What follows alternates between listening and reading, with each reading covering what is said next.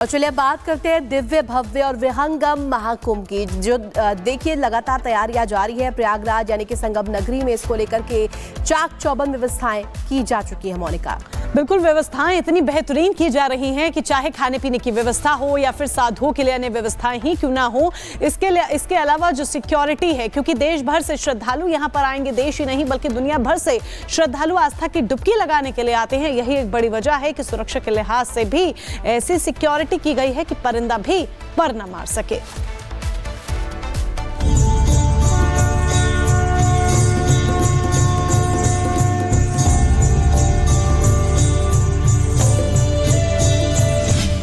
प्रयागराज में महापर्व, सनातन का गर्व।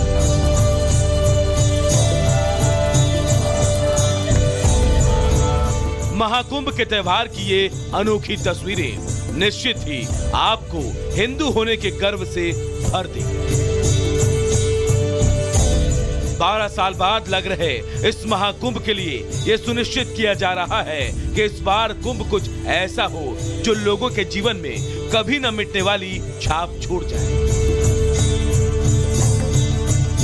और जिस संख्या में अखाड़े और संत इस महापर्व के लिए पहुंच रहे हैं, वो बता रहा है कि इस बार कुंभ सच में बेहद अनोखा होने वाला है।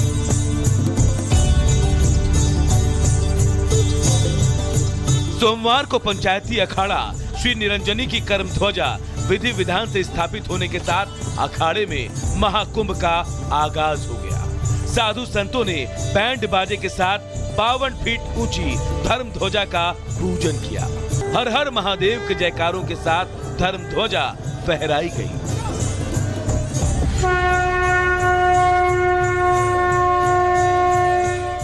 कार्यक्रम में सभी 13 अखाड़ों के प्रतिनिधि और मेला पुलिस प्रशासन के अधिकारी शामिल रहे। इस दौरान ड्रोन से निगरानी की गई। पंचायती अखाड़ा श्री निरंजनी की धर्म ध्वजा स्थापित हो चुकी है। पूरे विधि विधान के साथ, पूजा पाठ के साथ और मंत्रोच्चार के बाद अब धर्म ध्वजा स्थापित कर दी गई है। साधु संतों ने बैंड बाजे के साथ 52 फीट ऊंची धर्म ध्वजा का पूजन किया। हर हर महादेव की जयकारे हुए और इसी के साथ धर्म ध्वजा फहरा दी गई है। इसमें 13 अखाड़ों के सभी प्रतिनिधि भी शामिल होते हैं और इसी के साथ पूजा पाठ भी किया जाता है। चरण पादुका भी इसके बाद मंदिर प्रांगण में स्थापित कर दी जाएंगी। लेकिन अभी आपको दिखा रहे हैं यहाँ साधु संत भी मौजूद हैं और धर्म ध्वजा स्थापना कार्यक्रम में शामिल हुए हैं। वहीं इससे ठीक कुछ दूरी पर तैयार हो रहा 108 फीट का काशी विश्वनाथ मंदिर का मॉडल भी सभी का ध्यान अपनी ओर खींच रहा है। पप्पू गौतम जो कि प्रबंधक है, उन्होंने रिपब्लिक भारत से खास बातचीत की और इस पूरे मॉडल के बारे में विस्तार से जानकारी दी। 12 ज्योतिर्लिंग है। 12 ज्योतिर्लिंग से स्पर्श करके वहाँ की जितने नदियाँ सबको जल से वो करके मंत्रोच्चार से करके तब वो यहाँ की शिवलिंग रखी जा रही है। तो वो बहुत ही महत्वपूर्ण शिवलिंग 12 ज्योतिर्लिंग का यहाँ से आशीर्वाद मिलेगा। पहले भी यहाँ ये था धर्मशंक में ही, तो जगन्नाथपुरी की थीम बनाई गई थी। इस बार एक नया प्रयोग महाराज जी द्वारा सोचा गया कि इसको हम यहीं जितने श्रद्धालु हैं जो 12 ज्योतिर्लिंग नहीं दर्शन किए, 12 ज्योतिर्लिंग का दर्शन एक जगह से कर लें। महाकुंभ में आने वाले श्रद्धालु न केवल देश से आते हैं बल्कि विदेशों से भी आते हैं जो सनातन के बारे में जानते हैं। और इसी के साथ कई अखाड़ों में कुंभ के दौरान योग भी कराया जाएगा। दीप्ति योगेश्वर जो कि योग गुरु हैं, फिलहाल आदि योगेश्वर योग अभ्यास केंद्र चलाती हैं। दीप्ति को यहाँ आने वाले श्रद्धालुओं को योग कराने और उसकी जानकारी देने की जिम्मेदारी मिली है। प्रयागराज संगम तीर्थ की इस पावन धरती पे आने वाले इस महाकुंभ में जो दिव्य कुंभ भव्य कुंभ है, यहाँ योग का अभ्यास निरंतर चलता रहेगा। पूरे 45 दिन जब तक स्नान आखिरी नहीं हो जाता तब तक हम सभी मिलकर यहाँ पर योग का अभ्यास करेंगे और जन जन तक योग की अलख जगाएंगे। स्वास्थ्य रक्षणम, प्रत्येक व्यक्ति के स्वास्थ्य की रक्षा करना यही हमारा धर्म है, यही सनातन है, यही इस महाकुंभ का उद्देश्य है। योग से बढ़िया कोई चीज़ नहीं है। अगर आदमी को अपना सर्वांगीण विकास करना हो, अगर उसका आदमी को शारीरिक विकास करना हो, मानसिक विकास करना हो, आध्यात्मिक विकास करना हो, तो उसे जो है योग की शरण में जाना चाहिए। ठीक 13 दिन बाद महाकुंभ का पहला शाही स्नान होगा और यहीं से भव्य महाकुंभ की शुरुआत हो जाएगी। ऐसे में सनातन के इस भव्य पर्व को सनातन का सबसे बड़ा गर्व बनाने के लिए पुरजोर कोशिश जारी है। Bureau report, Republic Bharat. और चलिए बढ़ेंगे आगे और अब बात करेंगे 2 मिनट में दुनिया।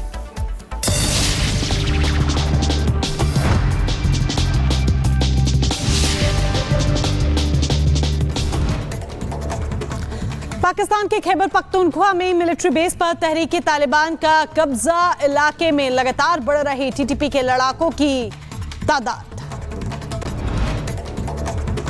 तहरीके तालिबान ने पाकिस्तानी चेक पोस्ट पर कब्जा करने का दावा करते हुए वीडियो जारी किया है। पाकिस्तान के कबायली जिले में बाजौर में चेक पोस्ट पर कब्जा करने का दावा किया। तालिबान ने बॉर्डर पर तैनात किए 15,000 लड़ाके, लगातार लड़ाकों की तादाद बढ़ा रहा तालिबान। पाकिस्तानी सेना लड़ाकों से लगातार पिछड़ रही। रूस ने यूक्रेन के खुराखोव पर कब्जा किया, इलाके में बिल्डिंग के ऊपर हमला किया गया, यूक्रेनी सैनिकों पर भगाया गया। यूक्रेनी सेना ने रूस के कुर्स्क में हमला किया है। रूसी और उत्तर कोरियाई सैनिकों को निशाना बनाकर हमला बोला किया। जंग के बीच रूस और यूक्रेन ने छोड़े एक दूसरे पर सैकड़ों युद्धबंदी, 189 युद्धबंदियों को रिहा किया गया। रूसी राष्ट्रपति पुतिन ने पीएम मोदी को भेजी नए साल की शुभकामनाएं। शी जिनपिंग और किम जोंग उन को नववर्ष की शुभकामनाएं भी भेजी। युद्ध के बीच सीरिया में एटीएम से पैसे निकालने के लिए हाहाकार, कई दिनों तक इंतजार के बाद आ रहा नंबर, एटीएम के सामने लोगों की लंबी कतारें दिखाई दी। इजरायल ने हुतियों का हमला किया नाकाम, आईडीएफ ने हवा में ही मार गिराई यमन से दागी गई बैलिस्टिक मिसाइल। यरूशलेम में के पास बैलिस्टिक मिसाइल का टुकड़ा गिरा है, किसी के हताहत होने की फिलहाल खबर नहीं। मिसाइल हमले की खबर के बाद बेन गुरियन एयरपोर्ट पर अफरा तफरी का माहौल देखा गया, लोग भागते हुए नजर आए। इजरायल के गुश दान में red alert system crash, siren की तेज आवाज के चलते अलर्ट सिस्टम हुआ क्रैश। आप सभी का एक बार फिर से बहुत बहुत स्वागत है। नया साल देखिए बस शुरू होने को है, साल का आखिरी दिन है, काउंटडाउन शुरू हो चुका है, जश्न की तैयारियां जगह जगह हो रही हैं ताकि लोग खुशियों के साथ नए साल का स्वागत कर सके। लेकिन इसको लेकर ऋतु एडवाइजरी भी जारी कर दी गई है। बिल्कुल मोनिका, जिस तरीके से आपने कहा कि तमाम लोग अब वेट कर रहे हैं नए साल की शुरुआत होने का, लेकिन इसके साथ साथ कुछ एडवाइजरीज भी जारी की गई है सुरक्षा के लिहाज से। और यहाँ पर देखिए, अगर आप दिल्ली में रहते हैं तो खास एडवाइजरी जारी की गई है। अगर आपने इन्हें अमल में नहीं लाया तो आपके जश्न के रंग में भंग भी डल सकता है। रिपोर्ट देखिए।